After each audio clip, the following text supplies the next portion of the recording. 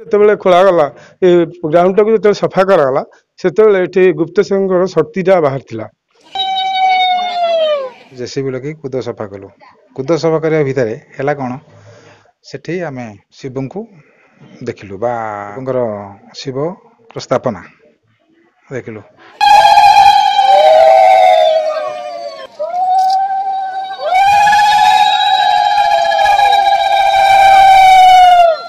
जितेबले अनाबना अवस्था थिला से जगह को आम सफा करने समय जेसीबी लगेला बेले गोटे लिंगर आविर्भाव है।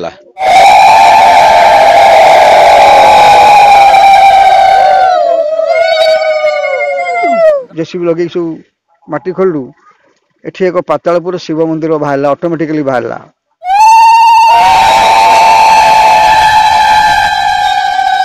जटणी रतिपुर रे गुप्तरे थिले गुप्तेश्वर महादेव। जेसीबी माटी खोलु खोलु बाहरिले गुप्तेश्वर शिवलिंग। जटणी ब्लॉक अंतर्गत रतिपुर ग्राम एपरी आश्चर्यजनक घटना देखा मिली। जटणी रतिपुर हेउछि एक ऐतिहासिक ग्राम। এই গ্রামে রাজাঙ্ক ভগ্নগড়, হাতীশাল, ঘোড়াশাল, রানী পোখরী ইত্যাদি বহু ঐতিহাসিক কিংবদন্তি রয়েছে। এই গ্রামে প্রথমে সাক্ষী গোপীনাথ ঠাকুর পূজা পাউଥିଲେ এবং কালক্রমে পুরী সত্যবাদী নিকটস্থ সাক্ষী গোপীনাথ পীঠরে ঠাকুর পূজা পাউଛନ୍ତି। তবে রতিপুর গ্রামে গ্রামবাসী মানে মূল সাক্ষী গোপীনাথ মন্দিরକୁ পুনঃ ନିର୍ମାଣ କରିବା ସମୟରେ ମନ୍ଦିର ପାର୍ଶ୍ୱବର୍ତ୍ତୀ ଅଞ୍ଚଳକୁ ଜେସିବି ସାହାଯ୍ୟରେ ସଫା କରିଥିଲେ। जेसीबी बकेट रे एक पत्थर बाजिबारु ग्रामवासी माने से स्थान को खोली माटी खोलिबा परी माटी भितर एक बहु पुरातन शिवलिंग देखा मिलता।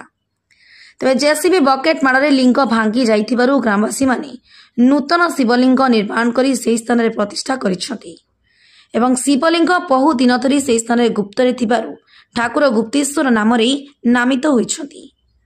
तेबे आसंतु देखिबा ए बाबत रे आम जटणी प्रतिनिधि प्रदीप्त कुमार मार्था स्वतंत्र उपस्थापना। मो ना पद्मचरण सुबुद्धि सोशल वर्कर मो घर कंतिया। ये मंदिर सहित मु ओतप्रोत भाव जड़ित एवं 1500 मसीह राजा मुकुंद देव शेष हिंदू राजा मुकुंद देव जो शासन करते गढ़ थिला एवं एटारे जो साक्षी गोपीनाथ मंदिर करी साक्षी गोपाल पूजा करते सहित पार्श्व देवी देवी मंदिर निर्माण करते। किंतु 25टा समय जो खोलागला ये ग्राउंडटाକୁ जो सफा करागला से गुप्तेश्वर शक्तिटा बाहर तेणु से एक मंदिर करने ग्रामवासी समस्ते निष्पत्ति नेले। गुप्तेश्वर थे तेणु से 2022 जो प्रतिष्ठा है से गोटे संकल्प था जे आम ये गोटे शिव मंदिर करवा। तेणु आज तार मंदिर समाप्ति होती प्रभु से गुप्तेश्वर नाम दे जेहेतु गुप्तर बाहर लिंग प्रतिष्ठा करा आज दिवस। तेणु आज ग्रामवासी समस्त उत्साहित एठार समस्त उपस्थित रही ये अंचलवासी आज ये मंदिर प्रतिष्ठा भाग नहीं आम आशा करूँ पुणी पुनः जिते पार्श्वदेवता सेपटे गोटे हनुमान मंदिर करने निष्पत्ति नहीं हनुमान पूजा पाई। तेणु ये हूँ आम हिंदू धर्म और संस्कृतिर विधि शिव दर्शन पर आमर विष्णु दर्शन विधेय रही। तेणु शिव मंदिर पाखे विष्णु मंदिर निश्चित भाव। तेणु राजा जेहेतु एक प्रतिष्ठा करते से पालन कर आज ये मंदिर निर्माण कर ग्रामवासी सहयोग अकंठ चित्त समस्त लगी समस्त आग्रह उत्साह आज कहले न सर। तेणु ये शिव मंदिर प्रतिष्ठा करी आज आम समस्त धन्य हबू एवं ये शिव पूजा विष्णु पूजा सहित चली रहा। मो ना हूँ उमाकांत हरिचंदन मो रथपुर बासिंदा एवं एयरफोर्स रे जन सोल्जर थे। किंतु ये ठाकुर विषय में किसी कहवाक चाहूँगी जिते गोपीनाथ मंदिर संपूर्ण मंदिर हो सारा साइट रे गोटे कूद था माटी कूद किसी दिन गला आम हठात भाविलु ये कूद रखाटा असुंदर दुष्टि आम कूदटा को परिष्कार करदे। सो आम जेसीबी लगे कूद सफा कलु कूद सफा करने भितर है कौन सेठी आम शिव को देखिलु बा शिव स्थापना देखिलु। तापर हठात आम माइंड रे गोटे परिवर्तन है आम कौन करवा तापर आम गाँव वाला स्थिर कलु जे ये मंदिर स्थापन करेंगे। से समय आम असिस्टेंट कमिश्नर आसते इनक्वारी से बहुत प्रश्न पचारे और कहले ये कहीं तुम मंदिर कल ଆମର ବିନା परमिशन ने आम कहलु आज्ञा आम कुद सफा करू करू ठाकुर को पाइलु तेणुक आम ये मंदिरटा तैयारी करूँ आम जाचु भूल हो पारे कि भविष्य में यही टाइप भूल आम करूँ ना से कहला ठीक अच्छे देखिले जमी लिंग से अच्छा से देखिए कहला ठीक अच्छे करूँ जहा ईश्वर के आशीर्वाद लोक मान प्रगाढ़ चेष्टार मंदिर टी पूर्णता लाभ है आज हूँ यही शुभ मुहूर्त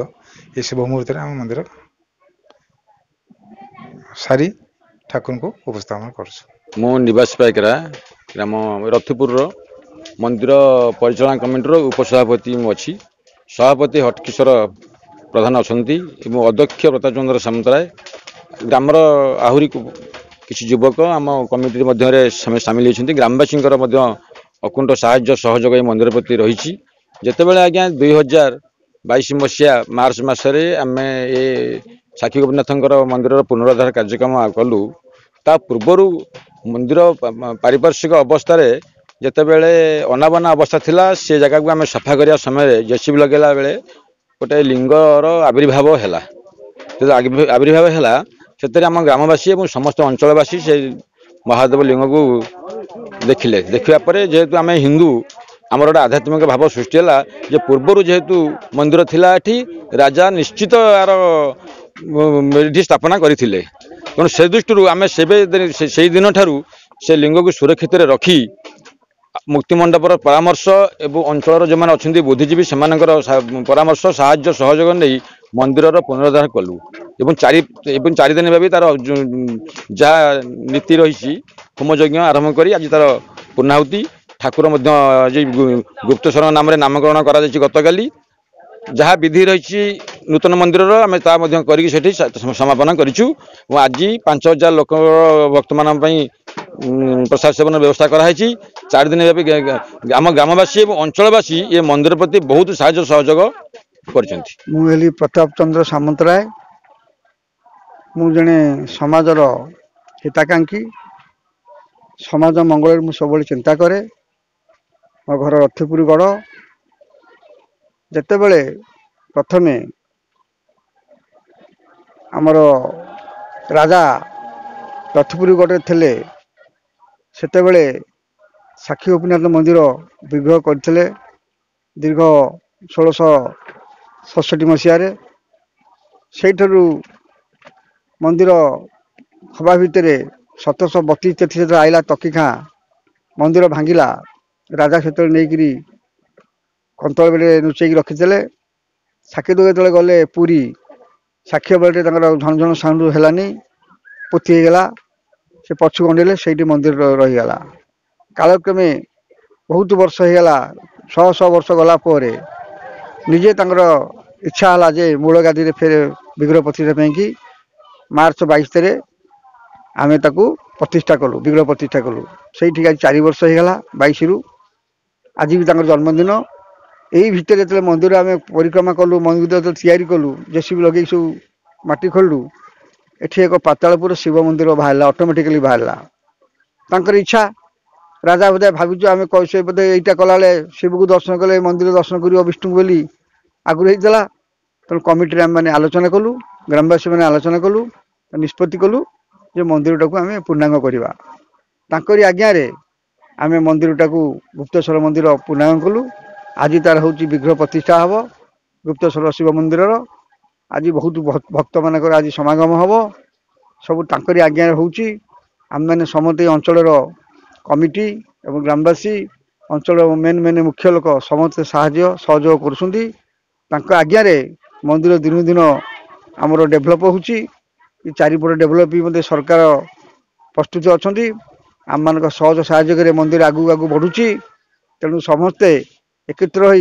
आज गुप्तेश्वर मंदिर टाक आज पूर्णांग करूँ आम समति को धन्य दौचु शनि को धन्यवाद देकर ग्रामवासी कमिटी अंचल जिते सब दाता समस्त को धन्यवाद देलु।